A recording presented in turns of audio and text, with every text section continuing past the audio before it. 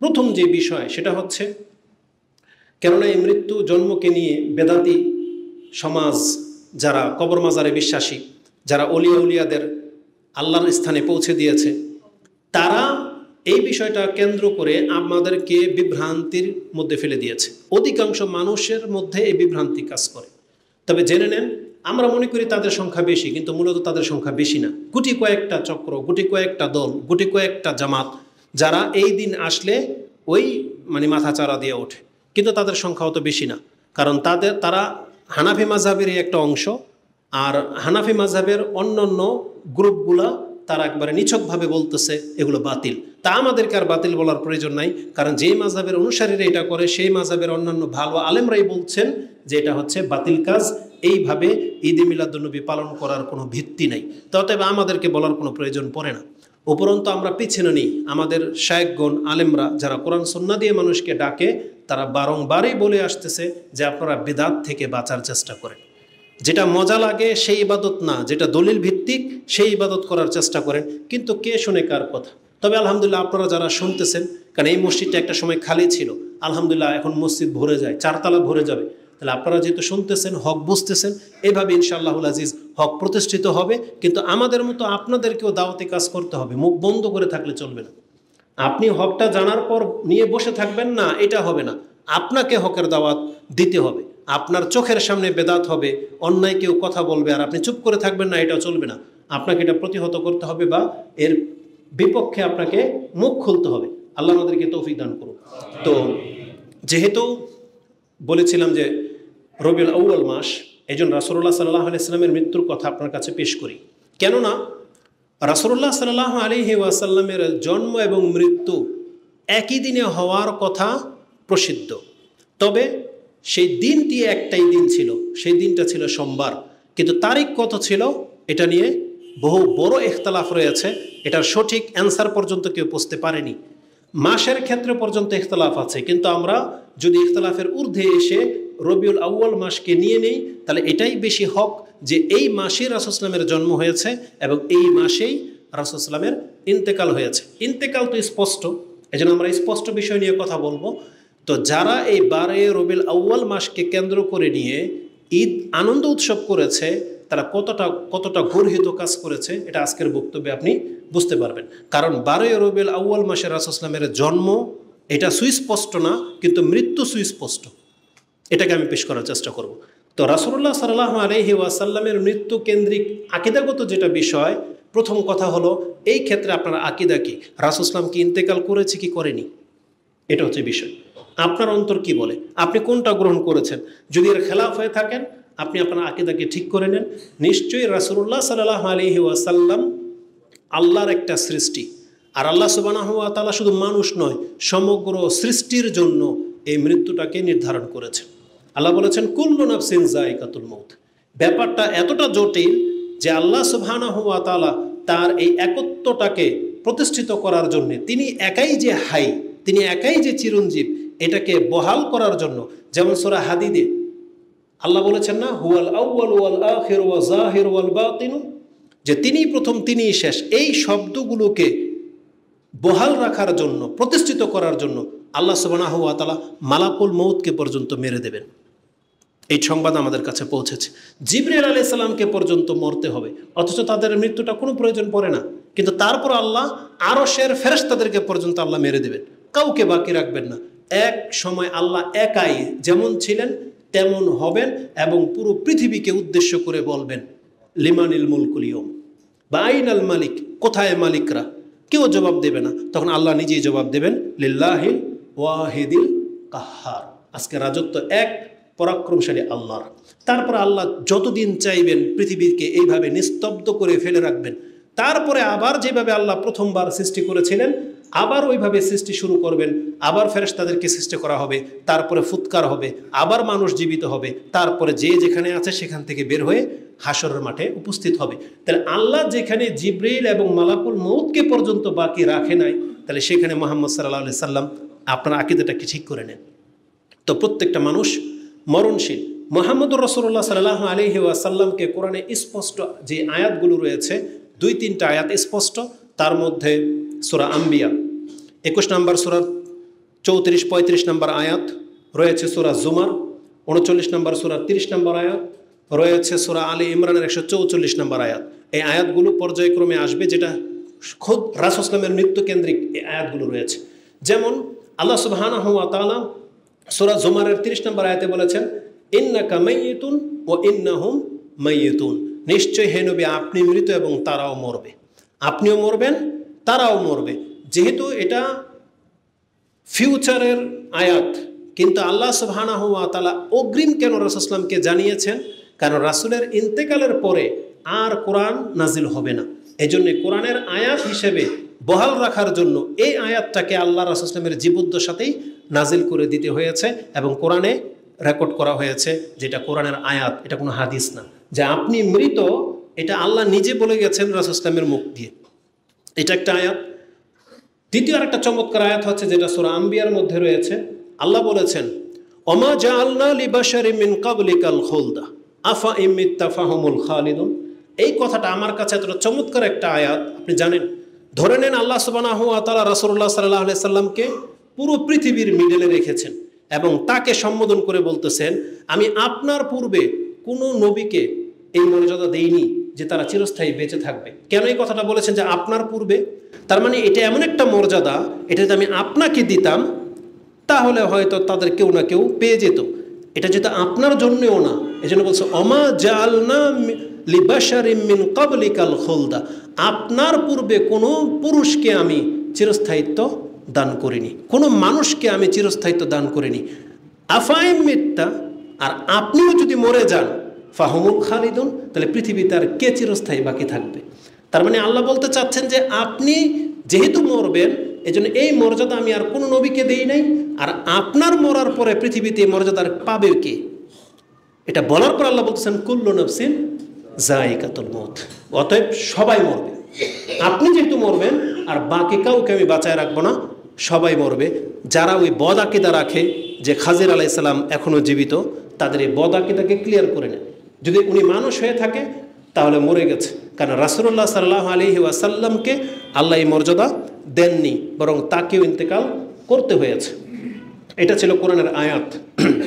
হাদিসে দেখেন কি আছে রাসূল সাল্লাল্লাহু আলাইহি ওয়াসাল্লামের মৃত্যু সংক্রান্ত। আয়েশা রাদিয়াল্লাহু তাআলা আনহা তিনি বলেন, মাতা রাসূলুল্লাহ সাল্লাল্লাহু আলাইহি ওয়াসাল্লাম বাইনা হাকিনাতি ওয়া যাকিনাতি। আয়েশা রাদিয়াল্লাহু তাআলা আনহা, মানে রাসূল সাল্লাল্লাহু আলাইহি ওয়াসাল্লামের মৃত্যুর খবরটা আমাদের কাছে কিভাবে পৌঁছেছে, কেন আমরা এটা বিশ্বাস করেছি যে রাসূল সাল্লাল্লাহু আলাইহি ওয়াসাল্লাম ইন্তেকাল করেছেন, সেটা হচ্ছে কোরআনের এই আয়াত এবং হাদিস। যারা বিশ্বস্ত, যারা আমাদের কাছে আইডিয়াল, যারা আমাদের কাছে সত্যবাদী, যাদের কথা আমাদের কাছে শরীয়ত, তাদের মধ্যে একজন হচ্ছেন আয়েশা রাদিয়াল্লাহু তাআলা আনহা। তিনি বলতেছেন, মাতা রাসূলুল্লাহ সাল্লাল্লাহু আলাইহি সাল্লাম বাইনা হাকিনাতি ওয়া যাকিনাতি, রাসূল সাল্লাল্লাহু আলাইহি ওয়াসাল্লাম মরেছেন আমার বক্ষ এবং আমার থুতনির মাঝখানে। তার মানে তিনি এভাবে কোলে জড়িয়ে ধরে রেখেছিলেন যে আমার বক্ষ এবং আমার থুতনির মাঝখানে রাসূল সাল্লাল্লাহু আলাইহি ওয়াসাল্লাম মৃত্যুবরণ করেছেন, মাতা মরেছেন, এই শব্দটা ব্যবহার করেছেন। যেটা আপনি হাদিস কোথা থেকে নেবেন? হাদিস বুখারীতে রয়েছে কিতাবুল মাগাজির মধ্যে, হাদিস নাম্বার হচ্ছে 4438 নম্বরে পেয়ে যাবেন। তার মৃত্যুর পর আবু বকর রাদিয়াল্লাহু তাআলা আনহু, আমি বিশেষ বিশেষ ব্যক্তিদের কথা বলতেছি যাদের কথাটা আমাদের কাছে শিরোধার্য, তাদের মধ্যে আবু বকর সিদ্দিক রাদিয়াল্লাহু তাআলা আনহু একজন। আয়েশা রাদিয়াল্লাহু তাআলা তিনি বলতেছেন, এই হাদিসটা ইবনে আব্বাস কোট করেছেন যে আন্না আবু বকরিন কাব্বালা রাসূলুল্লাহ সাল্লাল্লাহু আলাইহি সাল্লাম বাইনা আইনাইহি ওয়া হুয়া মাইয়িত। রাসূল সাল্লাল্লাহু যখন মরে পড়ে আছেন, তার দেহটা যখন বিছিয়ে মানে খাটে শোয়ানো অবস্থায় আছে, চাদর দিয়ে ঢাকা মরে আছেন, আবু বকর রাদিয়াল্লাহু তাআলা এসে সরাসরি ঘরে ঢুকলেন।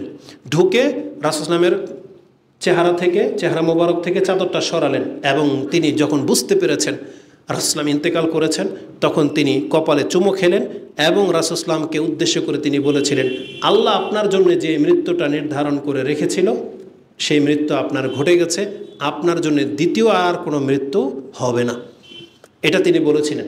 তাহলে হাদিসটা আপনি পেয়ে যাবেন কোথায়? যে রাসূল সাল্লাল্লাহু আলাইহি ওয়াসাল্লাম কে চুমু দিয়েছিলেন আবু বকর রাদিয়াল্লাহু তাআলা আনহু মৃত্যুর পর, সেটা হচ্ছে ইমাম বুখারী কোট করেছেন 5709 নম্বরে পেয়ে যাবেন। আর কপালে চুমু দিয়েছিলেন এই কথাটা নাসাইতে পাবেন 1839 রয়েছে। তাহলে এই হাদিস থেকে স্পষ্ট যে রাসূলুল্লাহ সাল্লাল্লাহু আলাইহি সাল্লামের ইন্তেকাল হয়েছে। এবার আসুন দেখাই যে সেই দিনের ঘটনাটা কী ছিল, যেই দিন এই ঘটনাটা ঘটেছে, মানে রাসূল সাল্লাল্লাহু আলাইহি ওয়াসাল্লামের ইন্তেকাল যখন হয়েছে সেই দিন কি ঘটেছিল। সাধারণত আমরা আকীদাগত একটু আগেই বলেছি, কারো মৃত্যুর কথা কোনো ব্যক্তিকে আগে জানানো হয় না। কিন্তু আপনি নেটে দেখবেন বড় বড় পাগড়িওয়ালাদের বক্তব্য, আজহারি, মাজহারি, আনসারি, এই ধরনের নাম যাদের টাইটেল, তারা এমন এমন বক্তব্য ঝাড়ে, তার মধ্যে একটা হচ্ছে দেখবেন যে 40 দিন আগ থেকে আপনাকে যে ইঙ্গিতগুলো দেওয়া হয়, তার মানে তারা বোঝাতে চাচ্ছে যে যেই ব্যক্তি মরে যাবে আগে থেকেই সে বুঝতে পারে কি হতাশা লাগবে, পেরেশানি লাগবে, তারপরে মানে কোনো কিছু ভাল লাগবে না, বিষাদ লাগবে। জেনে নেন এগুলো একটাও সঠিক কথা না, কারণ এগুলো আমাদের জীবনের প্রত্যেক দিনের ঘটনা। কে আছেন এমন পেরেশানি মুক্ত? কে আছে যে আপনার কখনো অরুচিকর লাগে? কে আছে এমন যে এটা হয় না? তো এটা মৃত্যুর লক্ষণে পড়ে না, আপনাকে স্বপ্নেও দেখানো হবে না। যারা স্বপ্নের ধর্মে বিশ্বাসী তারা ওগুলোর পেছনেই ছোটে। ওই বক্তব্য করার পরে অনেকে কমেন্ট করেছে, আমার দাদি মরে যাওয়ার আগে বলছে, আমার দাদাই মরে যাওয়ার আগে বলছিল যে আমি মনে হয় বেশি দিন বাঁচবো না, অমুক দিন মরে যাবো, আর মরে গেছে। তার মানে কোরআন হাদিস তাদের কাছে হ্যাও হয়ে যায় কোনো একটা ঘটনা তাদের চোখের সামনে ঘটতে দেখলে, কিন্তু সেইটা জানে না এটা হচ্ছে বাই চান্স, হতে পারে। কিন্তু এগুলো আমাদের জন্য মূল ভিত না, কারণ আমাদের মূল ভিত হচ্ছে কোরআন এবং হাদিস, যেখানে রাসূল বলেছে কোনো ব্যক্তির কাছে, আল্লাহ বলেছে কোনো ব্যক্তির কাছে মালাকুল মউত রিং করে আসবে না, যখন তখন আসবে, যখন তখন। এটা বিভিন্নভাবে বোঝানোর চেষ্টা করা হয়েছে। তবে নবীদেরকে আগে থেকেই জানানো হয় যে আপনার মৃত্যুর সময় চলে আসছে, প্রত্যেক নবীকে জানানো হয়। আসুন রাসূলুল্লাহ সাল্লাল্লাহু আলাইহি ওয়াসাল্লামের হাদিসের ভাষা থেকে দেখে নেই। ইন আয়েশাতা কালাত, আয়েশা রাদিয়াল্লাহু তাআলা আনহা তিনি বলতেন, কানা রাসূলুল্লাহ সাল্লাল্লাহু আলাইহি ওয়াসাল্লাম ওয়া হুয়া সাহিহুন ইয়াকুল, সুস্থ থাকতে রাসূল সাল্লাম প্রায় বলতেন, ইন্নাহু লাম ইউকবাদ নাবিয়্যুন কাত্তুন হাত্তা ইয়ারা মাকাদাহু মিনাল জান্নাতি সুম্মা ইউখায়্যারা আও ইউখায়্যারা। রাসূলুল্লাহ সাল্লাল্লাহু আলাইহি ওয়াসাল্লাম বলেন, এমন কোনো নবী নাই যাদের কাছে মালাকুল মউত আসার আগেই আল্লাহ তাদের কাছে দুনিয়া এবং পরকালের নিয়ামত পেশ করে দেন, জান্নাতে তার ঠিকানাটা কোথায় হবে এটা পেশ করে দেন, এবং তাকে ইখতিয়ার দেওয়া হয়, আপনি কি আরও কিছুকাল দুনিয়াতে থাকতে চান, নাহলে আপনার জান্নাতের এই জায়গা প্রস্তুত করা আছে, আপনি আসতে চান। তখন নবীরা যেটাকে চুজ করবে সেই ইখতিয়ার তাদেরকে দিয়ে দেওয়া হয়। এটা রাসূলুল্লাহ সাল্লাল্লাহু আলাইহি ওয়াসাল্লাম বলেছেন। হাদিস বুখারীতে রয়েছে, হাদিস 4437, 4435 পেয়ে যাবেন। 4435 কি রয়েছে? হাত্তা ইউখায়্যারা বাইনা দুনিয়া ওয়াল আখিরা, তাদেরকে অপশন দেওয়া হয়, আপনি কি কিছুকাল থাকতে চান নাকি চলে আসতে চান। আয়েশা রাদিয়াল্লাহু তাআলা আনহা তিনি বলেন, এই হাদিস আমি বুঝতে পেরেছি যখন রাসূলুল্লাহ সাল্লাল্লাহু আলাইহি ওয়াসাল্লামের মৃত্যু ঘটেছে এবং যা দেখেছেন তিনি তখন, একটু পরেই সেটা আসবে। তো এই হাদিস থেকে স্পষ্ট যে নবীদেরকে কেবলমাত্র তাদের মৃত্যুর আগে তাকে বলা হয় যে আপনি মরে যাবেন, মরার সময় হয়ে গেছে, আপনি কি এখন মরতে চান নাকি আপনার কিছুকাল আরও বেঁচে থাকতে চান। আমরা এটা মূসা আলাইহিস সালামের ক্ষেত্রে সবাই জানি যে মূসা আলাইহিস সালাম যে মালাকুল মউতকে থাপ্পড় মেরেছিল, এই ঘটনা তো একবারে মজার করে বলা হয়। তো এটা প্রত্যেক নবীর সাথেই ঘটে। আদম আলাইহিস সালামের সাথে এটাই ঘটেছিল। যখন মালাকুল মউত চলে আসছে তিনি বলতেছেন, না আমার তো এখনও 60 বছর বাকি। কারণ ইমাম তিরমিজির যে হাদিস আছে 60 কি 40, যে তিনি তার ছেলে দাউদ আলাইহিস সালামকে দিয়ে দিয়েছিলেন, তখন বলছেন না আমার তো এখনও 60 বছর বাকি, কারণ আল্লাহ আমাকে 1000 বছর দিয়েছে। তো বলছে আপনি ভুলে গেছেন যে আপনার ছেলেকে যে আপনি 40 কি 60 দিয়েছিলেন? বলছেন না আমি দেইনি, অস্বীকার করেছে। রাসূলুল্লাহ সাল্লাল্লাহু আলাইহি ওয়াসাল্লাম বলেন, যেটা আমাদের পিতা ভুলে গিয়েছিল এই জন্য আমরাও ভুলে যাই। আমাদের পিতা যেহেতু অস্বীকার করেছিল এই জন্য অনেক সময় আমরা ভুলে গেলে পাওনা দানার ক্ষেত্রে অস্বীকার করে ফেলি, কবে তোর কাছ থেকে নিছি বা কি মনে নাই, এরকম বলি। এটা আমাদের এটা হচ্ছে জেনেটিক রোগ, এটা আমাদের পিতা থেকে আমাদের কাছে এসেছে। তো প্রত্যেকটা নবীর কাছে এরকম সংবাদ আগে থেকে আসে। তো এভাবেই সকল নবীদেরকে তাদের শেষ সংবাদ জানানো হয়। আমাদের নবী মুহাম্মদুর রাসূলুল্লাহ সাল্লাল্লাহু আলাইহি সাল্লাম তাকেও বিভিন্নভাবে আল্লাহর পক্ষ থেকে সংবাদ জানিয়ে দেওয়া হয়েছিল। অন্যান্য নবীদের ক্ষেত্রে তো দেখা যাচ্ছে যে মৃত্যুর দিন মালাকুল মউত সংবাদ নিয়ে আসছে, কিন্তু আমাদের নবীর ক্ষেত্রে দেখা যাচ্ছে যে আল্লাহ সুবহানাহু ওয়া তাআলা প্রায় 6 মাস আগে থেকেই তাকে ইঙ্গিত দিয়ে যাচ্ছেন যে আপনার সময় প্রায় শেষের দিকে। এই কথাগুলো কিভাবে আসছে দেখেন। সর্বপ্রথম দলিল সেটা হচ্ছে সূরা আন-নাসর, কোরআনের 109 নম্বর সূরা 109 না 110 নম্বর সূরা আন-নাসর যখন নাজিল হয়, ইবনে আব্বাস রাদিয়াল্লাহু তাআলা আনহুমা এবং ওমর রাদিয়াল্লাহু তাআলা আনহু এখান থেকে কি শিক্ষা নিয়েছেন এটাকে প্রমাণ করার জন্য আব্দুল ইবনে আব্বাস রাদিয়াল্লাহু তাআলা আনহুর মর্যাদা এত ওমর রাদিয়াল্লাহু তাআলা আনহুর কাছে, তিনি তার মজলিসে শুরার মধ্যে ইবনে আব্বাস রাদিয়াল্লাহু তাআলা আনহুকে বসার জায়গা করে দিতেন। তার মজলিসে হয়তো 10 জন থাকতো সব প্রবীণ বিজ্ঞরা, আর একজন মাত্র থাকতো অল্প বয়সের ছেলে ইবনে আব্বাস। যেটা অনেকের কাছে খারাপ লাগলো দেখতে, যে এই বয়সের ছেলে তো আমাদেরও আছে, ওমর রাদিয়াল্লাহু তাআলার এক ছেলে তো এই বয়সের বা তার চাইতে একটু আরও ভালো, তাদেরকে দেওয়া হয় না, শুধু ইবনে আব্বাসকে কেন বসানো হয়? এই আপত্তিকর কথা যখন ওমর রাদিয়াল্লাহু তাআলার কানে গেল, তখন তিনি প্রমাণ করতে চেয়েছিলেন যে ইবনে আব্বাস যে ছোট ছেলে তোমরা ভাবো, একে আজকে এটা প্রমাণ করে দেব। আবার তিনি মজলিস ডাকলেন, ইবনে আব্বাস রাদিয়াল্লাহু তাআলা আনহুকেও ডাকলেন, অন্যান্য বিজ্ঞ সাহাবীরাও ছিল, কাতাদা রাদিয়াল্লাহু আনহুর মতো ছিল, উবাই ইবনে কাব পর্যন্ত ছিল।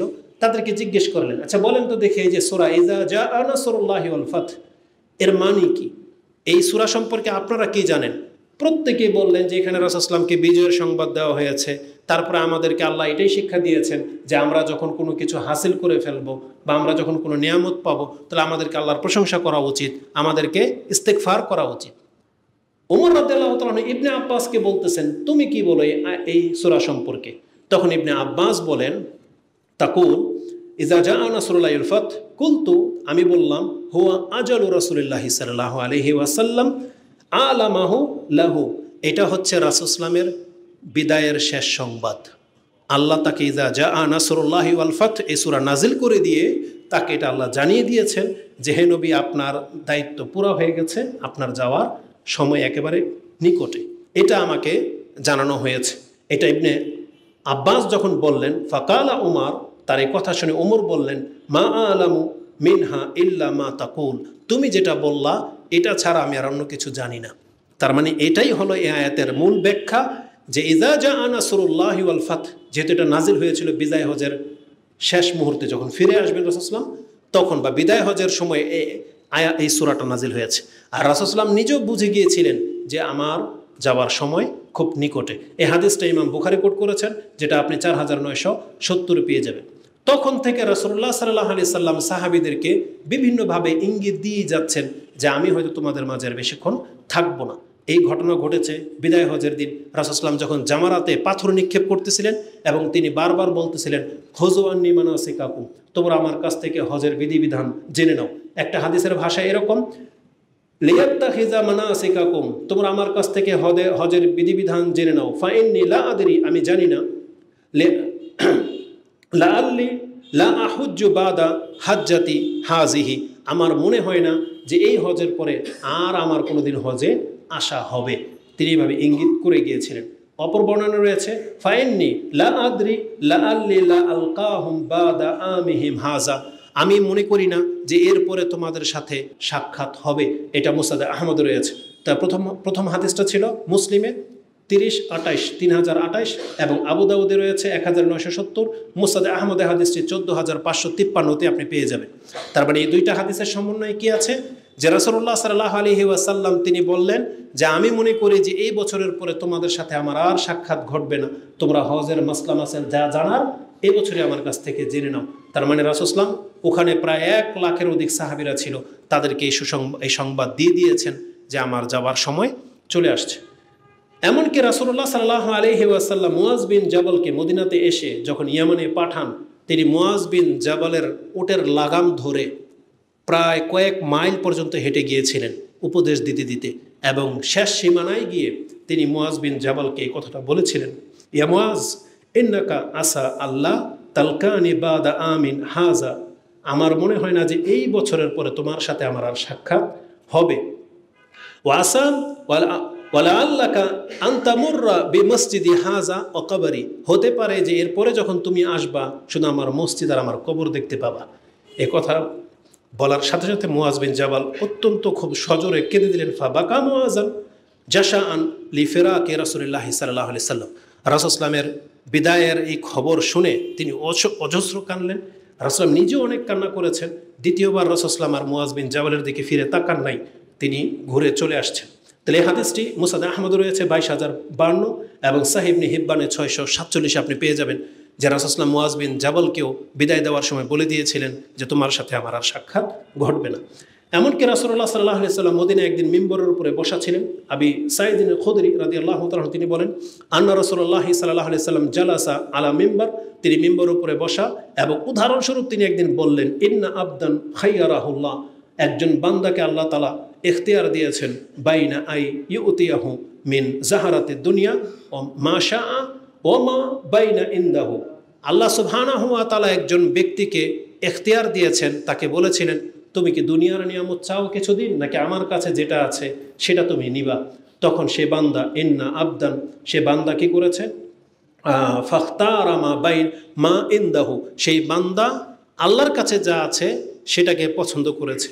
এই কথা বলার সাথে সাথে আবু বকর রাদিয়াল্লাহু তাআলা আনহু খুব জোরে কান্না করতে লাগলেন। তার কান্না দেখে অন্যান্য সাহাবীরা বলতেছেন, এবং তিনি বললেন ফাদাইনাকা বি আবাইনা ও উম্মাহাতিনা, আপনার উপরে আমাদের পিতামাতা সব কুরবান হয়ে যাক ইয়া রাসূলুল্লাহ। এই কথা বলতেছিলেন আর কেঁদে দিলেন। তো অন্যান্য মজলিসে যারা ছিলেন ফা আজাবনা লাহু, তিনি বলতেছেন আমরা সবাই আশ্চর্য হয়ে গেলাম যে এই বৃদ্ধ লোকটার কি হলো। উনজুর হাযা শেখ, এই বৃদ্ধ লোকটার দিকে তাকাও। রাসূল সাল্লাল্লাহু আলাইহি ওয়াসাল্লাম কোনো একজন বান্দার কথা বা বনী ইসরায়েলের কোনো এক ব্যক্তির কথা উপমার দিয়েছেন যে আল্লাহ তাকে ইখতিয়ার দিয়েছেন যে তুমি কি দুনিয়াতে থাকতে চাও নাকি আমার কাছে আসতে চাও। সেই ব্যক্তি আল্লাহর কাছে যা আছে সেটাকে প্রাধান্য দিয়েছেন। এতে আবু বকর কান্না করার কি আছে? কিন্তু তখন তারা বুঝতে পেরেছিলেন যে মূলত আবু বকরের কান্নার পেছনে মূল কারণ হলো হুয়া আল মুখাইয়ার, কারণ এটা রাসূল সাল্লাল্লাহু আলাইহি ওয়াসাল্লাম স্বয়ং নিজে ছিলেন যে তাকে আল্লাহ ইখতিয়ার দিয়েছেন যে তুমি কি দুনিয়াতে থাকতে চাও না আমার কাছে আসতে চাও। তার রাসূল সাল্লাল্লাহু আলাইহি ওয়াসাল্লাম আল্লাহর কাছে যা আছে সেটাকে প্রাধান্য দিয়েছেন, মানে আল্লাহ তিনি ডাকে সাড়া দিয়ে দিয়েছেন যে আমি আর দুনিয়াতে থাকতে চাই না। এটা বোঝার পরে আবু বকর রাদিয়াল্লাহু তাআলা আনহু কেঁদে দিয়েছিলেন। আর ওই দিন রাসূলুল্লাহ সাল্লাল্লাহু আলাইহি ওয়াসাল্লাম আবু বকর রাদিয়াল্লাহু তাআলা আনহুর মর্যাদা উল্লেখ করেছিলেন যে আমার উপরে সবচেয়ে বেশি ইহসান যেই ব্যক্তি করেছে তার সম্পদ দিয়ে, তার জীবন দিয়ে, তিনি হচ্ছেন আবু বকর সিদ্দিক রাদিয়াল্লাহু তাআলা। এবং আমি যদি মানুষের মধ্যে কাউকে অন্তরঙ্গ বন্ধু হিসেবে গ্রহণ করতাম তাহলে আমি আবু বকর রাদিয়াল্লাহু তাআলা আনহুকে আমার অন্তরঙ্গ বন্ধু হিসেবে গ্রহণ করতাম। কিন্তু মুসলিম ভ্রাতৃত্ব রয়েছে ইসলামে, আবু বকর হচ্ছে আমার ভাই। এই কথাগুলো সবই হাদিসের মধ্যে রয়েছে। এবং রাসূল সাল্লাল্লাহু আলাইহি ওয়াসাল্লাম ওই দিন বলেছিলেন আজকের পর থেকে প্রত্যেকটা মসজিদের দরজা বন্ধ করে দেওয়া হোক, কেবলমাত্র আবু বকরের ঘরের সামনে দিয়ে যে দরজা, এই দরজা খোলা থাকবে। এটা এই মর্যাদা তাকে দেওয়া হয়েছিল। তো ইমাম বুখারী রাহিমাহুল্লাহ তিনি হাদিসটাকে কোট করেছেন 3904 পাবেন। মুসলিমে হাদিসটি 6064 রয়েছে। তো এইভাবে রাসূলুল্লাহ সাল্লাল্লাহু আলাইহি ওয়াসাল্লাম 3, 4, 5 মাস আগে থেকেই ইঙ্গিত দিয়ে যাচ্ছেন যে আমার সময় অত্যন্ত নিকটে চলে আসছে। যেই দিন রাসূল সাল্লাল্লাহু আলাইহি ওয়াসাল্লামের ইন্তেকাল হয়েছে সেই দিনের ঘটনা আয়েশা রাদিয়াল্লাহু তাআলা আনহা তিনি বলেন রাসূলুল্লাহ সাল্লাল্লাহু আলাইহি ওয়াসাল্লামের কাছে অসুস্থ এত তীব্র আকারে বেড়ে গেছে, মাথার যন্ত্রণা, ব্যথা, জ্বর খুব প্রচণ্ড, চাদর দিয়ে ঢেকে রাখা হয়েছে। ফাতেমা রাদিয়াল্লাহু তাআলা আনহা তিনি তার কাছে আসলেন। দা নবী সাল্লাল্লাহু আলাইহি ওয়াসাল্লাম ফাতেমা রাদিয়াল্লাহু তাআলাকে রাসূল সাল্লাল্লাহু আলাইহি ওয়াসাল্লাম ডাকলেন আলাইহিস সালাম ফি শাকওয়াতিন আল্লাজি কুবিদা ফি, যেই অসুস্থতায় তিনি ইন্তেকাল করেছেন। ফাসারাহা বিশাইইন ফাবাকাত, রাসূলুল্লাহ সাল্লাল্লাহু আলাইহি ওয়াসাল্লাম তাকে চুপি চুপি কিছু বললেন, তিনি কেঁদে দিলেন। আবার তাকে চুপি চুপি কিছু বললেন, তিনি হাসলেন।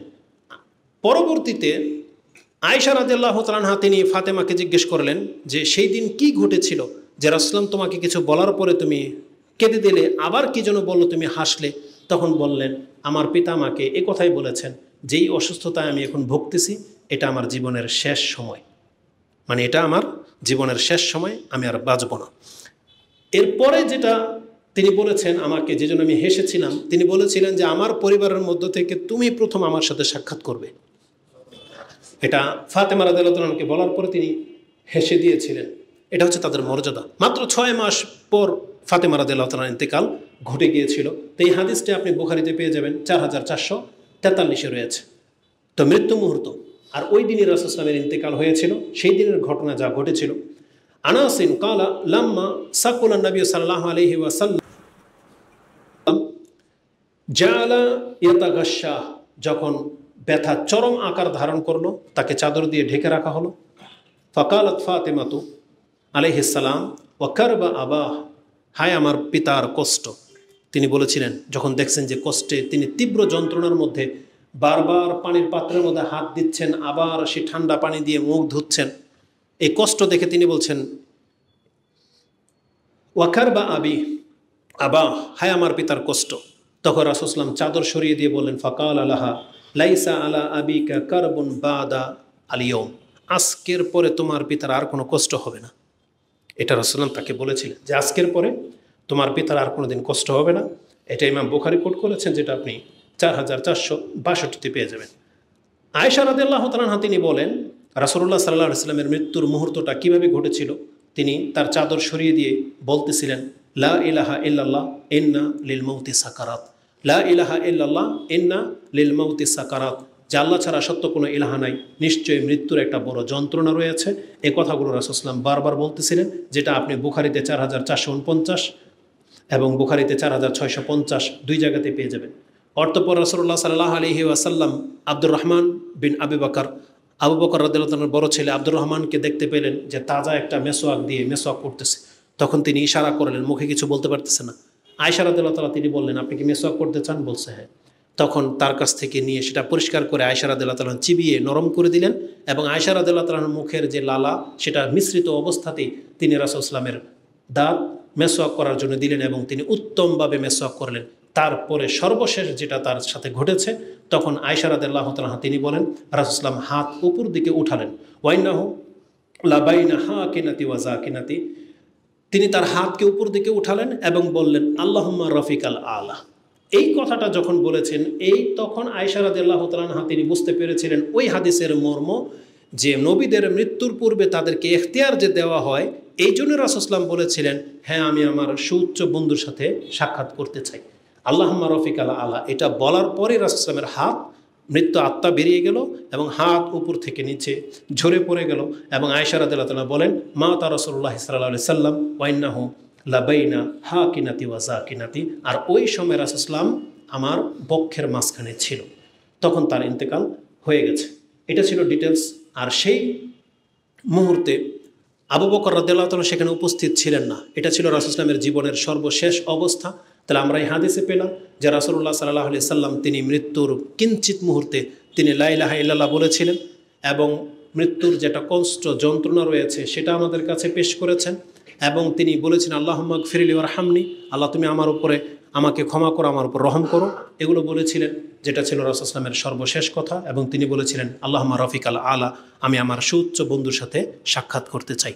এরপরে রাসূল সাল্লাল্লাহু আলাইহি ওয়াসাল্লামের ইন্তেকাল হয়ে গেছে। ইন্না লিল্লাহি ওয়া ইন্না ইলাইহি রাজিউন। তারপরে সাহাবা একরামদের মাধ্যমে উপরে যেই প্রভাব বিস্তার হয়েছিল, তারা রাসূল সাল্লাল্লাহু আলাইহি ওয়াসাল্লামের এই মৃত্যুটাকে সহজভাবে মেনে নিতে পারেননি। আয়েশা রাদিয়াল্লাহু তাআলা আনহা আর যারা ছিলেন ইবনে আব্বাস, তারা তো বিষয়টা সহজভাবেই নিয়েছেন, কিন্তু উমর রাদিয়াল্লাহু তাআলা আনহু তিনি এটাকে সহজভাবে নিতে পারেননি। তিনি বরং বলেছেন, যেই ব্যক্তি বলবে রাসূল সাল্লাল্লাহু আলাইহি ওয়াসাল্লামের ইন্তেকাল হয়েছে তাকে আমি আস্থা রাখবো না। এবং তিনি তরবারি উন্মুক্ত করে নিয়েছিলেন এবং তিনি বক্তব্য দিয়ে দিচ্ছিলেন যাতে কেউ এই কথা না বলে। পরিস্থিতি এতটা ঘোলাটে হয়ে গিয়েছিল। আবু বকর সিদ্দিক রাদিয়াল্লাহু তাআলা তিনি ঘোড়ায় চড়ে আসলেন। এসে যখন দেখলেন মসজিদে নববীতে সবাই উমর রাদিয়াল্লাহু তাআলার সামনে বসা, আর উমর রাদিয়াল্লাহু তাআলা এইভাবে কথা বলতেছেন, তিনি উমরকে ডেকেছেন, কিন্তু কথা বলেননি। তিনি সরাসরি আগে রাসূল সাল্লাল্লাহু আলাইহি ওয়াসাল্লামের ঘরে গেলেন, দেখলেন যে ঘটনাটা কি, সত্য কিনা।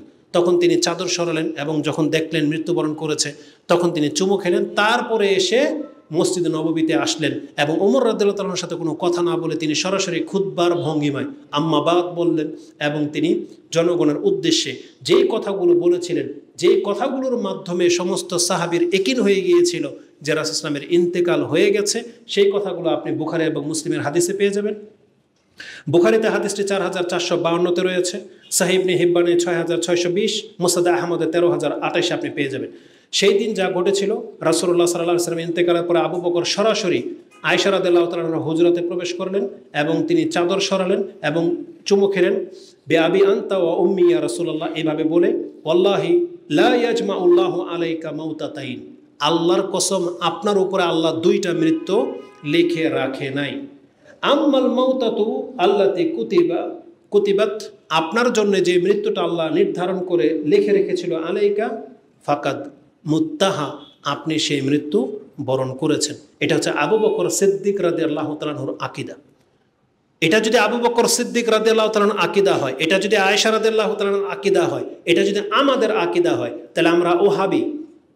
আর যারা এর খেলাফ আপনাদের কাছে বক্তব্য ঝাড়ে যে রাসূল সাল্লাল্লাহু আলাইহি ওয়াসাল্লাম ইন্তেকাল করেন নাই, তারা সুন্নি, তারাই হচ্ছে ভণ্ডা, তারাই হলো মানুষদেরকে শিরকের দিকে নিয়ে যেতে চায়, তারাই আল্লাহ সুবহানাহু ওয়া তাআলার সিফাতটাকে অস্বীকার করে। আল্লাহ সুবহানাহু ওয়া তাআলা একাই যে আল হাই, যেটা আপনি আয়াতুল কুরসির মধ্যে পড়তেছেন, যেটা আল্লাহ সুবহানাহু ওয়া তাআলা সূরা ফুরকানে বলেছেন, ও তাওয়াক্কাল আলাল হাইয়িল্লাযী লা ইয়ামুত, ও তাওয়াক্কুল আলাল হাইয়িল লাযী, তোমরা সেই সত্তার উপরে ভরসা করে চলো যার কখনো মৃত্যু নাই। আল হাইয়িল লাযী লা ইয়ামুত, এটা হচ্ছে আল্লাহর গুণ, এটা আপনি কাউকে দিয়ে দিতে পারেন না। অতএব রাসূলুল্লাহ সাল্লাল্লাহু আলাইহি সাল্লামের ইন্তেকাল ঘটেছে, এটা আবু বকর সিদ্দিক রাদিয়াল্লাহু তাআলা আনহু একিন হয়ে যাওয়ার পরে তিনি ওমর রাদিয়াল্লাহু তাআলার কাছে আসলেন এবং বললেন,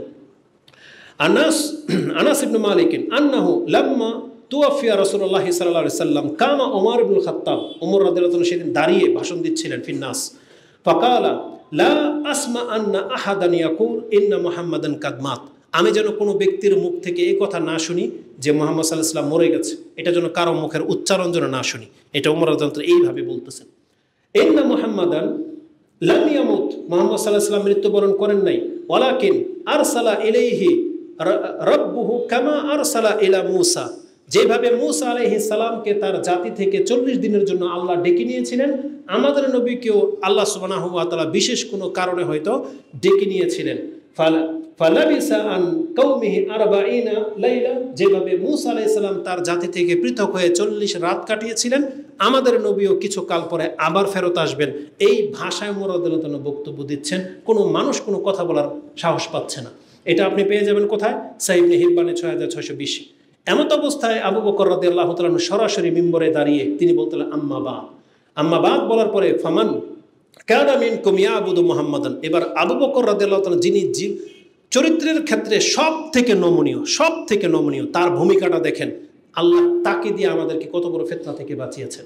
তিনি বলেছিলেন আম্মা বাদ ইয়া আইয়ুহান নাস, হে মানুষ তোমরা শুনে রাখো, মান কানা ইয়াবুদু মুহাম্মাদান ফা ইন্না মুহাম্মাদান কাদ মাত, যেই ব্যক্তি মুহাম্মদ সাল্লাল্লাহু আলাইহি ওয়াসাল্লামের ইবাদত করো তোমরা জেনে নাও মুহাম্মদ সাল্লাল্লাহু আলাইহি ওয়াসাল্লাম ইন্তেকাল করেছেন। কত বড় কথা বলেছেন এটা। এই কথা শোনার পরে কোনো মুসলমান ঠিক থাকতে পারে? আমরা কি মুহাম্মদ সাল্লাল্লাহু আলাইহি ওয়াসাল্লামের ইবাদত করি? ওমর কি মুহাম্মদ সাল্লাল্লাহু আলাইহি ওয়াসাল্লামের ইবাদত করতো? সাহাবায়ে কেরাম কি মুহাম্মদ সাল্লাল্লাহু আলাইহি ওয়াসাল্লামের ইবাদত করতো? কিন্তু মুহাম্মদ সাল্লাল্লাহু আলাইহি ওয়াসাল্লামের বান্দা হওয়ার মতোই কথা ওমর রাদিয়াল্লাহু তাআলা বলতেছিলেন, অন্যান্য সাহাবারা, কারণ এটা তো আল্লাহর গুণ। আল্লাহ মরবেন না, কিন্তু কেউ যদি বলে মুহাম্মদ সাল্লাল্লাহু আলাইহি ওয়াসাল্লাম মরেন নাই, মরবে না, তাহলে এটা তো তাকে মাবুদ হিসেবে নিয়ে নেওয়া। এই জন্য ওমর আবু বকর সিদ্দিক এত বড় কঠিন কথা বলেছেন, মান কানা ইয়াবুদু মুহাম্মাদান সাল্লাল্লাহু আলাইহি ওয়াসাল্লাম ফা ইন্না মুহাম্মাদান কাদ মাত ওয়া মান কানা ইয়াবুদুল্লাহ ফা ইন্নাল্লাহা হাইয়ুল লাযী লা ইয়ামুত। তিনি এই ভাষাগুলো বলেছেন। আর যারা আল্লাহর ইবাদত করতে, তোমরা জেনে নাও আল্লাহ এখনো জীবিত, চিরঞ্জীব, চিরস্থায়ী, তার কোনোদিন মৃত্যু ঘটবে না।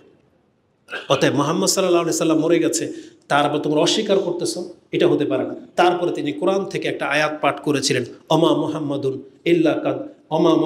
ইল্লা রাসূলুন কাদ খালাত মিন কাবলিহি রাসূল আফা ইম্মাতা আও কুতিলা ফানকালাবতুম আলা আকাবিকুম। এই আয়াত যখন আবু বকর সিদ্দিক পাঠ করে দিলেন, ওমর রাদিয়াল্লাহু তাআলা আনহুর কান যখন এই আয়াত স্পর্শ করেছে, ইবনে আব্বাস বলতেছেন প্রত্যেকটা মানুষের হুঁশ ফেরত আসছে এবং তারা ভাবতেই পারে নাই যে কোরআনের এই আয়াত রয়ে গেছে, অথচ আমাদের স্মরণে নেই। এই আয়াত যেমনি আবু বকর রাদিয়াল্লাহু তাআলা পাঠ করেছেন, সবার মনে হলো যেন আয়াতটা মনে হচ্ছে এক্ষণ নাজিল হয়েছে। সবাই এই আয়াত পড়তে থাকলেন আর প্রত্যেকের অন্তরের অবস্থাটা ঠিক করতে লাগলেন। ওমর রাদিয়াল্লাহু তাআলা তার অন্তর যখন মেনে নিয়েছে যে মুহাম্মদ সাল্লাল্লাহু আলাইহি ওয়াসাল্লাম মরে গেছেন, তিনি দাঁড়িয়ে থাকতে পারেননি, তিনি জমিনে পড়ে গেছে। হয়তো তিনি বেহুশ হন নাই, কিন্তু তিনি বলতেছেন আমার পা আমাকে আর ধরে রাখতে পারেনি। যখন আবু বকর রাদিয়াল্লাহু তাআলা এই বক্তব্যের মাধ্যমে বুঝতে পেরেছি যে মুহাম্মদ সাল্লাল্লাহু আলাইহি ওয়াসাল্লাম ইন্তেকাল করেছেন, তখন আমি আমার আসল অবস্থানে ছিলাম না। এই পুরো ডিটেলস ঘটনাটা আপনি এই হাদিসের মধ্যে পেয়ে যাবেন। বুখারীতে 4454 এবং বুখারীতে 4454-তে ওমর রাদিয়াল্লাহু তাআলার কথাটাও রয়েছে যে যার মাধ্যমে আল্লাহ আমাদেরকে এত বড় ফিতনা থেকে বাঁচিয়েছেন। তাহলে রাসূল সাল্লাল্লাহু আলাইহি ওয়াসাল্লামের বিদায়টা এইভাবে সাহাবা একরামরা তার খবরটা আমাদের কাছে পৌঁছেছেন। এবার বলেছিলাম যে সেই দিনটা কবে ছিল? সেই দিনটা ছিল 12 রবিউল আউয়াল, যেমনটা ইতিহাসবিদগণ আমাদের কাছে এটা পেশ করেছেন। যদি এটা প্রমাণ হয়ে যায় যে মুহাম্মদ সাল্লাল্লাহু আলাইহি ওয়াসাল্লামের ইন্তেকাল 12 রবিউল আউয়ালের দিন হয়েছিল, তাহলে সেটা মুসলিমদের জন্য ঈদের দিন কোনো দিন হতে পারে না। সেই দিন ঈদের দিন কোনো দিন হতে পারে না, জেনে নেন। আর যদি সেই দিন রাসূল সাল্লাল্লাহু আলাইহি ওয়াসাল্লামের জন্ম হয়েও থাকে আর ওই দিনে যদি তার ইন্তেকাল হয়ে গিয়ে থাকে, তার মানে এটা আপনার ফিতরতের খেলাফ। আপনি আজকে রাসূলুল্লাহ সাল্লাল্লাহু আলাইহি ওয়াসাল্লামের নামে নিজের ফায়দা লুটতে চান বিদায় আজকে আপনার চরিত্র এমন হয়ে গেছে। নাহলে পৃথিবীর ইতিহাসে কোনো পিতামাতার চরিত্রের মধ্যেও কেমনটা দেখাতে পারবে না, কেউ দেখাতে পারবে না। যদি বিনা বাড়াবাড়িতে বলতেছে, আমাদের রাষ্ট্রের প্রধান, তার পিতাও একদিন জন্মগ্রহণ করেছিল, তার পিতাকে একদিন মেরে দেওয়া হয়েছিল 15 আগস্টের দিন। যদি একই দিনে হতো আপনি কি মনে করতেন? সেদিন তারা ঈদ পালন করতো না শোক পালন করতো? কি পালন করতো? শোক পালন করতো, কারণ এটা বেশি ব্যথিত। কেউ যদি আপনজন হারায়, কেউ যদি দামি কিছু হারায়, সেটা পাওয়ার চেয়ে হারানোর বেদনাটা বেশি। আপনার সন্তান যদি মারা যায় ঈদের দিন, ধরে নেন ঈদের দিন অনেকের সন্তান মারা যায় না? এমন অ্যাক্সিডেন্টের ঘটনা আমাদের এলাকার এক লোক, ওই যে আসলিয়া না শলাকিয়া, নামাজ পড়তে গিয়ে কার অ্যাক্সিডেন্টে 7 জন যুবক একসাথে মরে গেল ঈদের দিন। এরকম ঈদের দিন মরে না অনেকে? আপনি বলেন তো, প্রত্যেক ঈদের দিনে আসলে আপনি আনন্দিত হন না, কারো বেশি দুঃখে কষ্টে ফেটে পড়েন? কি হয়? বরং আপনার বেদনা তো বেড়ে যায়, অথচ আপনি ভুলে যান যে আজকে ঈদের দিন। আর মুহাম্মদুর রাসূলুল্লাহ সাল্লাল্লাহু আলাইহি ওয়াসাল্লামের মৃত্যুর দিন, আর আপনি সেদিন কেক কাটবেন আর ফুলের মালার গাড়ি দিয়ে গিয়ে আপনি র্যালি বের করবেন, আর আপনি বলতেছেন রাসূল সাল্লামের জন্মের কারণে আমরা আনন্দিত, খুশি। আরে খুশির সময় ব্যান্ড পার্টি করা, ফুলের তোড়া দিয়ে তারপরে কেক কাটা, এটা ইহুদিদের চরিত্র। জানেন, বিনা বাড়াবাড়িতে বলতেছে এটা ইহুদিদের চরিত্র। দলিল ছাড়া আমরা কোনো কথা বলি না। ঈদে মিলাদুন পালন করার মাধ্যমে যদি কেউ র্যালি বের করে, ফুলের তোড়া দিয়ে কেক কাটে, এটা ইহুদিদের চরিত্র। দলিল চান আপনি? মূসা আলাইহিস সালাম ফেরাউন থেকে যেই দিন মুক্তি পেয়েছিলেন, 10ই মুহররমের দিন ছিল না সেটা? সেই 10ই মুহররমের দিন মূসা আলাইহিস সালাম খুশিতে কি করেছিলেন বলেন? কারো ইতিহাস জানা থাকলে কি করেছিলেন? তিনি কি সিয়াম পালন করেন নাই? সিয়াম পালন করেছিলেন কিনা? তার প্রকৃত অনুসারীরা তারাও সিয়াম পালন করত। রাসূল সাল্লাল্লাহু আলাইহি যখন মদিনাতে আসছে, তখন ইহুদিদেরকে দেখেন নাই সিয়াম পালন করতে? জিজ্ঞেস করেছিলেন, মা হাযাল ইয়াউম তাসুমুনা ফি, তোমরা আজকে কেন সিয়াম রেখেছো, আজকে কি? তখন তারা বলেছিল, নাজ্জাল্লাহু মূসা ওয়া কওমা, আজকে হচ্ছে ইয়াউমুন আযীম, এটা মহান দিন। আজকে মূসা আলাইহিস সালামকে এবং বনি ইসরাইলকে আল্লাহ ফেরাউনের কবল থেকে মুক্ত করেছিলেন। এজন্য খুশিতে মূসা আলাইহিস সালাম ফাসামা মূসা শুকরান লিল্লাহ, মূসা আলাইহিস সালাম শুকরিয়া স্বরূপ সিয়াম পালন করেছেন, এজন্য আমরাও সিয়াম পালন করি। এটা ছিল যারা হক পথে ছিল। আর যারা অপর দিকে, রাসূলুল্লাহ সাল্লাল্লাহু আলাইহি ওয়াসাল্লাম তিনি দেখতে পেয়েছিলেন 10ই মুহররমের দিনটাকে ইহুদিদের একটা গ্রুপ এবং খ্রিস্টানরা সেই দিনটাকে ঈদ পালন করত। এটা আপনি মুসলিমে হাদিস পেয়ে যাবেন। ঈদ পালন করত, তারা তাদের মহিলাদেরকে অলংকার গহনা পরাতো এই 10ই মুহররমের দিন। তার মানে যখনই কেউ সঠিক পথ থেকে সরে যায়, তখন তাদের নবীদের আদর্শ তারা ভুলে যায়। আমাদের নবী তার জন্মকে কেন্দ্র করে রাসূল সাল্লাল্লাহু আলাইহি ওয়াসাল্লাম শুকরিয়া স্বরূপ কিভাবে ঈদ পালন করেছিলেন, মিলাদ কিভাবে পালন করেছিলেন? তিনি কি সিয়াম রাখেন নাই সোমবার দিন? তার মানে রাসূলুল্লাহ সাল্লাল্লাহু আলাইহি ওয়াসাল্লামের চরিত্র এটাই যে খুশি হলে তারা সিয়াম পালন করে শুকরিয়া আদায় করত। রাসূলুল্লাহ সাল্লাল্লাহু আলাইহি ওয়াসাল্লাম জন্মের কারণে এবং নবী হওয়ার কারণে, এই দুইটা খুশির কারণে তিনি সোমবার দিন সিয়াম পালন করতেন। আপনি বলতেছেন রাসূল সাল্লাল্লাহু আলাইহি ওয়াসাল্লামের জন্মের কারণে আপনি খুশি, তো রাসূলুল্লাহ সাল্লাল্লাহু আলাইহি ওয়াসাল্লাম নিজেও তো খুশি হয়েছিল সোমবার দিনে, কারণ এবং তিনি বলেছেন যে আমি এই দিন জন্মগ্রহণ করেছি। আসুন সে হাদিসটা আমি আপনাকে দেখিয়ে দিই। রাসূলুল্লাহ সাল্লাল্লাহু আলাইহি ওয়াসাল্লামকে জিজ্ঞাসা করা হয়েছে, সুইলা আন সাওমে ইসনাইন, তাকে সোমবার দিনের সিয়াম কেন রাখা হয় সেজন্য জিজ্ঞাসা করা হয়েছে। ফাকালা ফিহে উলিদতু, আমি এই দিন জন্মগ্রহণ করেছি। ও ফিহে উনজিলা আলাইয়া ফি, আর এই দিনে আমাকে নবী করা হয়েছে। দুইটা সংবাদ একই দিনে ঘটেছে। কি? যেই দিন আমি নবী হয়েছি সেটাও ছিল সোমবার, যেই দিন আমার জন্ম হয়েছে সেটাও সোমবার। এজন্য আমি মুহাম্মদ শুকরিয়া স্বরূপ আল্লাহর কাছে সিয়াম পালন করি। তাহলে যদি আপনি রাসূল ইসলামের ঈদ পালন করতে হয়, কিভাবে পালন করবেন? সিয়াম পালন করে করে। ইতিহাস যেটা সাক্ষী, আর ডিটেলসে যাবো না যেহেতু লম্বা হয়ে যাবে। 12 রবিউল আউয়াল রাসূল ইসলামের জন্ম হয়নি, বরং এই বছরকে কেন্দ্র করে নিয়ে নেন। এই বছরের 12 রবিউল আউয়াল কি বার পড়েছে? আরব দেশে বুধবারে পড়েছে। ধরেন আরব দেশে বুধবারে পড়েছে, মঙ্গলবার দিন পড়েছে। আমাদের এখানে ধরেন বৃহস্পতিবারে গেল 12 রবিউল আউয়াল, আর সোমবার দিন সৌদি আরবে ছিল 10 তারিখ। সোমবার দিন রাসূল সাল্লাল্লাহু জন্ম হয়েছে, মৃত্যু হয়েছে, এটা তো স্পষ্ট নাকি না? তাহলে এই যে গত সোমবার কয় তারিখ গেছে? 10 তারিখ গেছে। আরব দেশে 10ই রবিউল আউয়াল ছিল।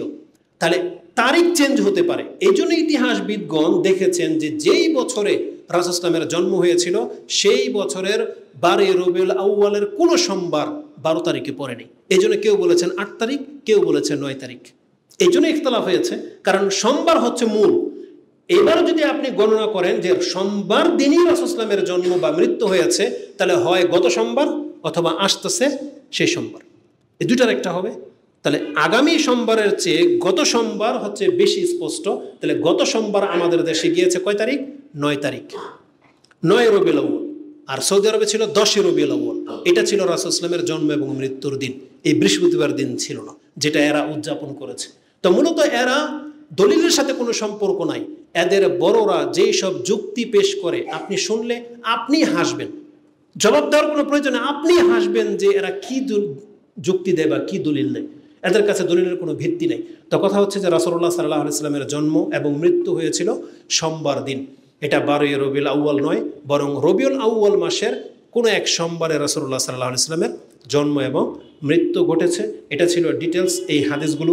আর যেই হাদিসের মধ্যে 12 তারিখের কথা আছে তার সনদের মধ্যে ত্রুটি আছে। যেমন এইভাবে, আর মুহাম্মদ ইবনে ইসহাক, তিনি কিন্তু সাহাবী নন। মুহাম্মদ ইবনে ইসহাক তিনি বলতেছেন কালা ওলিদা রাসূলুল্লাহ সাল্লাল্লাহু আলাইহি সাল্লাম, তিনি বলতেছেন যে রাসূলুল্লাহ সাল্লাল্লাহু আলাইহি সাল্লাম জন্মগ্রহণ করেছেন লি ইসনাতা আশরাতা লাইলাতান মাদাত আও খালাত মিন শাহরি রবিউল আউয়াল। এটা তার উক্তি। তিনি কার কাছ থেকে নিয়েছেন উল্লেখ নেই, তার আগের কারো নাম নাই, এটা হচ্ছে বিচ্ছিন্ন। এই জন্য এই হাদিসকে মুহাদ্দিসগণ গ্রহণ করেন নাই। মুস্তাদরাক সাহিহাইনে তিনি উল্লেখ করেছেন, আল হাকিম, ইমাম হাকিম তিনি তার মুস্তাদরাক যে সাহিহাইনে আছে সেখানে তিনি এই উক্তিটা পেশ করেছেন 4182, এবং শুআবুল ইমানে আছে 1324। তারপরে দালাইলুন নবুওয়া, ইমাম বাইহাকির আরেকটা কিতাব, যেটা হচ্ছে বেদাতপন্থীদের সবচেয়ে দলিলের মজবুত কিতাব। যে কোনো মিলাদের দলিল, শবরাতের দলিল সব ওই দালাইলুন নবুওয়ার মধ্যে রয়েছে ইমাম বাইহাকির, ওখান থেকে তারা নিয়েছে। তাহলে এখানে বিচ্ছিন্নতা আছে। এই যে মুহাম্মদ বিন ইসহাক তিনি কার কাছ থেকে এটা শুনেছেন এটার কোনো তথ্য পাওয়া যায় না। আর যেটার সনদ মুত্তাসিল আছে সেই সনদের মধ্যে 12 রবিউল আউয়ালের কথা নাই। সেটার মধ্যে কি আছে, একজন সাহাবী, তার নাম হলো আন জাদ্দিহি ইবনে মাখরামা। ইবনে মাখরামা, তিনি তাকে জিজ্ঞাসা করা হয়েছে রাসূল ইসলামের জন্ম সম্পর্কে। তিনি বললেন উলিদতু আনা ওয়া রাসূলুল্লাহ সাল্লাল্লাহু আলাইহি সাল্লাম আমাল ফিল, আমি এবং রাসূল ইসলাম জন্মগ্রহণ করেছিলাম আমুল ফিল, মানে যেই বছরে হস্তি বাহিনীর যুদ্ধ হয়েছিল আমি আর রাসূল ইসলাম সেই বছরেই জন্মগ্রহণ করেছি। এখানে কোনো মাসের কথা উল্লেখ নাই। তবে উপরন্তু এই হাদিসও সহিহ না, কিন্তু তারপর পেশ করলাম যেটাকে বেশি সনদের কাছাকাছি মিল পাওয়া যাচ্ছে, যেটা আপনি পেয়ে যাবেন তিরমিজিতে 3619, এটা আপনি পেয়ে যাবেন মুস্তাদরাক সাহিহাইন লিল হাকিম 4183-তে।